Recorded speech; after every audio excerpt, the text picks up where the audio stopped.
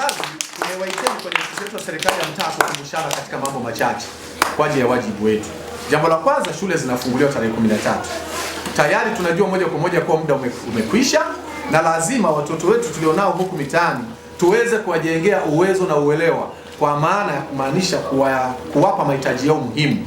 Kwa mfano sare za shule na mahitaji yao muhimu, kuhakikisha wanafunzi wanakwenda wapi? Wanaenda shule. Na hili tunalizungumza kwa sababu kuna wazazi wanaonekana wako busy na shughuli za kijamii, na tayari shule zinafunguliwa kesho kutwa tu. Maana yake ni nini? Hatuhitaji sisi kumpa kazi mkuu wetu wa wilaya Mtatiru, wakili msomi Mtatiru, kuhakikisha watoto wanazunguka tuletewa taarifa kwenye ofisi yetu ya serikali ya mtaa kuwa kuna watoto ambao wanazurura mitaani, hawajaripoti shuleni, alafu baadaye wazazi waanze kukamatwa. Ulinzi wa mtoto ni jambo moja la msingi sana. Ni wazazi wengi sasa hivi wamekuwa wako busy na masuala ya kijamii. Ukifika asubuhi unakuta mzazi ameshafunga kufuli inaning'inia, mtoto anajiongoza yeye mwenyewe. Haujaona mtoto ameenda shule, amekula nini, wakati mwingine amerudije. Lakini je, inakuwaje? Wakati mwingine kuna watoto hawa chekechea watakapokuwa wanaenda shuleni, kuna ulinzi wao. Mzazi unatakiwa, mtoto anapokuwa anakwenda chekechea, unatakiwa umpe ulinzi, kwa maana ya kumpeleka kabisa wewe mwenyewe mkono kwa mkono, uhakikisha ameshafika, na kumrudisha unatakiwa uende ukampokee kwa ajili ya kuweza kumpa ulinzi nani? Mtoto. Kwa sababu mtoto usipoweza kumpa ulinzi, mtoto wa chekechea hajajua sheria za barabarani. Kuna waendesha magari, kuna waendesha pikipiki, kuna waendesha bajaji, kuna waendesha baiskeli. Mtoto anaweza kapita mkono ambao sio wa kwake kwa sababu hajajua, akagongwa kwa sababu bado yeye hajawa mzoefu kwenye nini? Kuitumia barabara. Ila utakapokuwa unakwenda unatembea, unamfundisha mwanangu mzuri, unajua soma vizuri, utakuwa kiongozi mkubwa, utakuwa rais, utakuwa waziri, utakuwa mbunge, utakuwa mwenyekiti. Ila unapokuwa unatembea kwenye barabara, unapokuwa unaenda kupitia mkono huu wa kushoto au kupitia mkono wa kulia, ukiona huyo anapita unasimama kwanza. Mtoto ni mwepesi sana kuelewa. Sasa hivi kuna mvua ambazo zimeanza. Mtoto achekechea anapokuwa anakwenda shuleni, katika ulinzi wa mtoto lazima ujue sasa hivi ni mazingira ya mvua. Hata kama utakuwa unafanya kazi zako, hakikisha wakati watoto unapokuwa unaachiliwa na walimu kutoka shuleni, unakimbia kwa ajili ya kwenda kumpokea mtoto ili kumnusuru na mvua. Unaweza kujikuta mito imejaa, unaweza kusababisha maafa kwa sababu ya uzembe tu, kwa kumaanisha kuwa mtoto huyu ameshafika nyumbani au bado.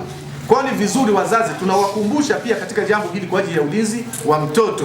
Save the children. Hao watoto wadogo lazima tupate namna ya kuweza kuwekea mazingira ya kuweza kuwalinda.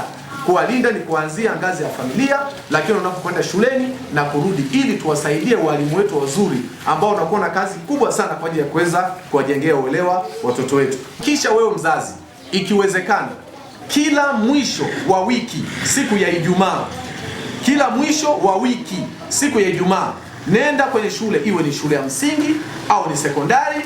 Nenda pale, utamkuta mkuu wa shule. Yule mkuu wa shule utaulizia habari za maendeleo ya mtoto wako, alafu pia utapewa mwalimu wa darasa. Na ukipewa mwalimu wa darasa, ataangalia kama yule mtoto amehudhuria vipindi vya wiki nzima. Mtoto ana tabia ngapi? Ana tabia ngapi? Ana tabia ya nyumbani, ana tabia ya mtaani, na ana tabia ya shuleni.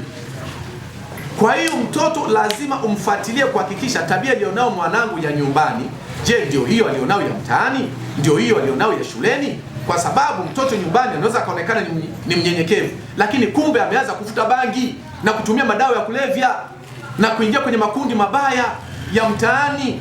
Lakini anapokuja nyumbani mtoto unamwona kama ni mnyenyekevu. Ukiletewa taarifa kwa mtoto wako anajihusisha jambo hili, unajifunga kibwebwe, unasema tafadhali, mimi wala hata msiniambie jambo lote, mtoto wangu mimi namjua, tafadhali.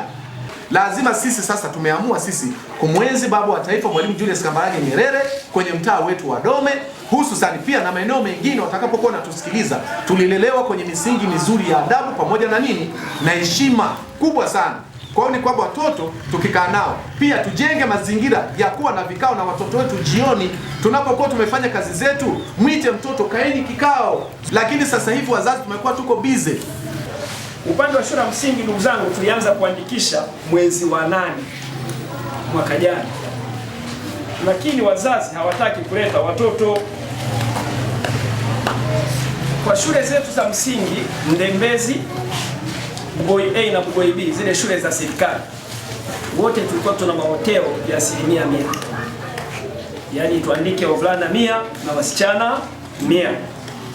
Kwa taarifa tulizo nazo hadi leo, wanafunzi waliokwisha andikishwa kwa Ndembezi wavulana ni 29 na wasichana 35. Kwa Bugoi A wavulana ni 31 na wasichana 20. Kwa Bugoi B wavulana ni 27 na wasichana 21. Wazazi hawataki kuleta nini? Wanafunzi. Sasa hii shida inatuletea, tunapofungua tarehe 13 utakuta pale shuleni wazazi wamejaa kama soko, wanataka kuandikisha. Kwa hiyo zinapita wiki 2 au wiki 3 bila wale watoto kupata chochote. Lakini uandikishaji kisheria unaanza mwezi wa ngapi? Wa 8.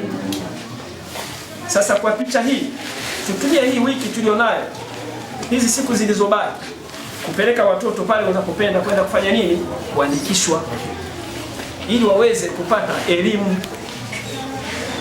Upande wa elimu ya awali, uandikishaji, ndugu wazazi, ni miaka 5.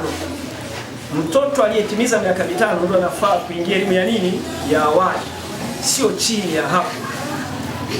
Yaani ukimleta mtoto ana miaka 4 na miezi, mfumo unamkataa.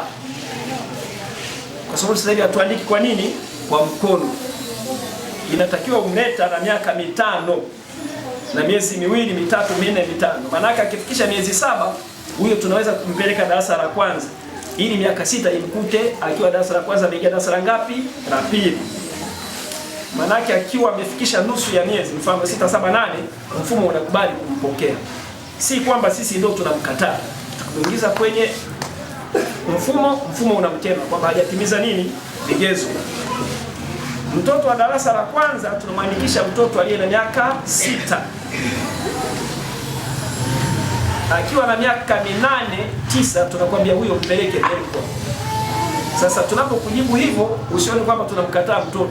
Wewe ndiye umekawia kumleta nini? Mtoto. Majina naitwa Esther Samuel Msa. Nimefaulu kuingia kidato cha kwanza Mazinge Secondary School. Nawaahidi wazazi pamoja na walimu kwamba nitasoma kwa bidii ili nifikie malengo yangu. Nawaomba wazazi wanitimizie vifaa vya shule ili niweze kupata elimu. Kwa majina naitwa Jackson Paulo Msa. Mimi nimefaulia shule ya Mazinge Secondary School. Naahidi wazazi na walimu kusoma vizuri. Naitwa Esther Daudi. Nimefaulia sekondari Mazinge Secondary School. Nitafikia malengo yangu ambayo nimejipangia mwenyewe. Mimi na ndoto zangu za kuwa polisi. Kwa sababu napenda sana kuwa polisi na kuwakamata ambao wanavuta bangi na kutumia madawa kulevya. Kwa majina naitwa Tatu Ramadhani. Naulia shule ya Mazinge Secondary School. Nina ndoto ya kuwa daktari na naahidi wazazi na walimu kwamba nitapambana jinsi niwezavyo ili nifikie malengo yangu. East African Spirits Company Limited ni kampuni inayojihusisha na uzalishaji wa pombe kali na bia. Kampuni hii ilianza mnamo 2018 ambapo ilianza na line ya plastiki. Tulianza uzalishaji wa bidhaa yetu inayoitwa Diamond Rock. 2019 tukaanzisha line yetu ya line ya glasi ambao tunazalisha bidhaa yetu pendwa Hanson's Choice. 2023 ndipo tulipoanza ku blend na ku manufacture beers zikiwa ni Hanson's Light, Goldberg, Basembi ambayo imeunga mwaka 2024 na Hanson's Dry iliyoanza uzalishaji mwaka 2025. Bidhaa zetu ni bora, salama, zimethibitishwa na TBS, lakini pia zina key element au niseme ni zina sifa kuu ya kutokuwa na hangover, kutokuwa na harufu mbaya na pia zina bei nafuu kwa kila Mtanzania.